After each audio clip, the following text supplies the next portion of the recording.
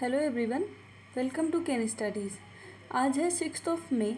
Start करते हैं आज के एमसीक्यू क्वेश्चंस। आज का फर्स्ट क्वेश्चन है, which is the most innovative state as per the national manufacturing innovation survey 21-22। आपसे पूछा जा रहा है, राष्ट्रीय विनिर्माण नवाचार सर्वेक्षण के अनुसार सबसे अधिक नवाचार वाला राज्य कौन सा है। आपके ऑप्शंस हैं वेस्ट बंगाल, कर्नाटका, महाराष्ट्र या तेलंगाना। और आपका करेक्ट ऑप्शन हो जाएगा ऑप्शन बी। सबसे ज़्यादा इनोवेटिव जो स्टेट है भारत का वो है Karnataka. So the national manufacturing innovation survey 21-22 summary for policymakers was released recently and it was undertaken by the Department of Science and Technology in collaboration with the United Nations Industrial Development Organization. And as per this survey, Karnataka is the most innovative state in manufacturing followed by Telangana. बढ़ते हैं next question की ओर। Which among the following countries does not share border with Ukraine?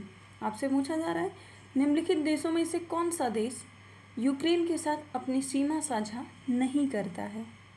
आपके options हैं Belarus, Poland, Austria या Slovakia. और इस question में आपका करेक्ट ऑप्शन हो जाएगा ऑप्शन सी। ऑस्ट्रिया अपना बॉर्डर शेयर नहीं करता यूक्रेन के साथ।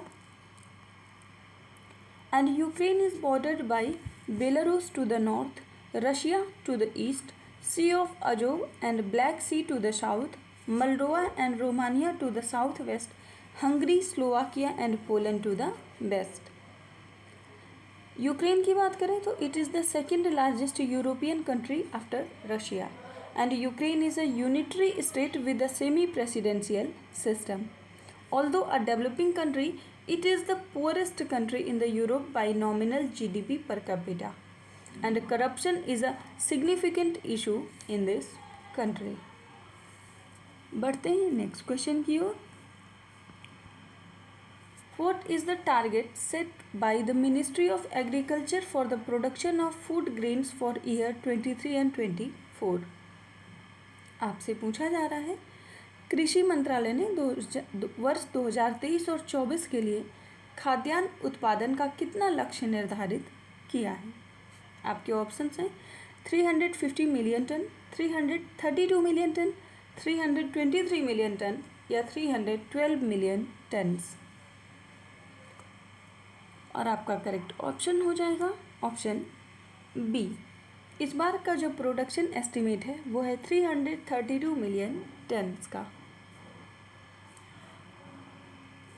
So recently union agriculture minister Narendra Singh Tomar inaugurated national conference on agriculture for kharif campaign 23 and 24 and during the conference he announced that the Ministry of Agriculture has set a target of record 3,320 lakh tons production of food grains for the year 23 and 24।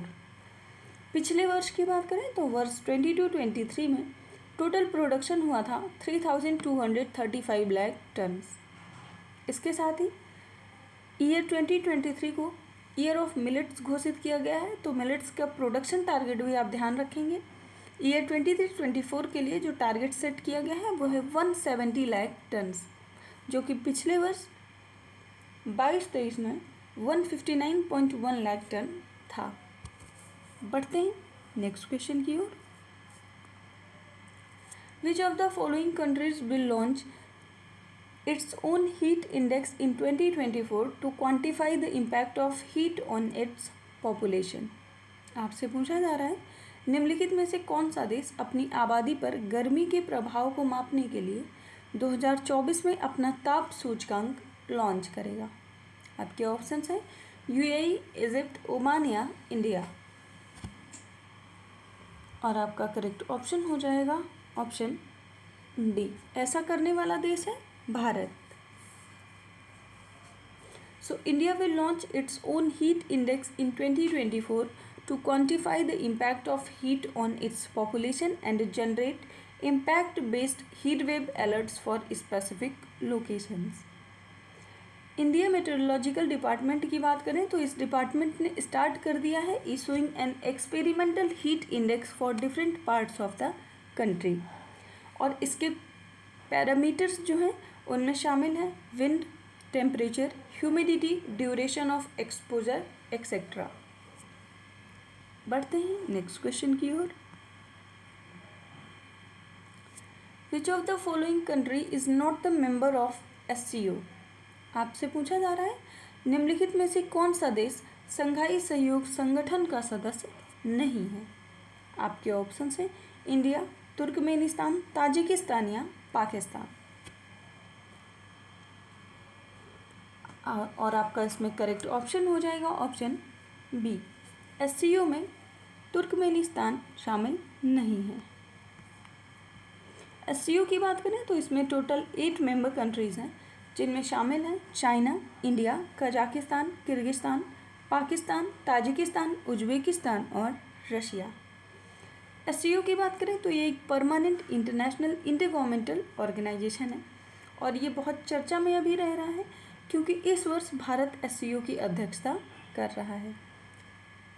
And external affair minister S. Jaishankar on the evening of 4th May 2023 hosted a reception for the foreign ministers of Russia, China, Pakistan and other member nations of SCO, marking the beginning of 2-day conclave for the grouping. बढ़ते हैं next question की ओर। The inaugural ASEAN India maritime exercise will be held in which of the following countries? आपसे पूछा जा रहा है प्रथम आसियान भारत समुद्री युद्धाभ्यास जिसको कहते हैं एम एक्सरसाइज 2023, इसका आयोजन किस देश में किया जाएगा? आपके ऑप्शंस हैं इंडिया, चाइना, सिंगापुर या थाईलैंड। और आपका करेक्ट ऑप्शन हो जाएगा ऑप्शन सी, इस वर्ष इसका आयोजन किया जाएगा सिंगापुर में।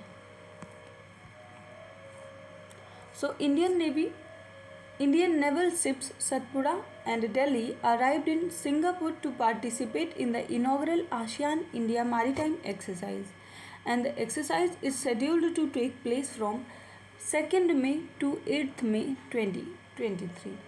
और इस एक्सरसाइज का प्राइमरी गोल है to provide an opportunity for the Indian Navy and ASEAN navies to work together closely and conduct seamless operations in the maritime domain. आज के करंट अफेयर सेशन में इतना ही। धन्यवाद।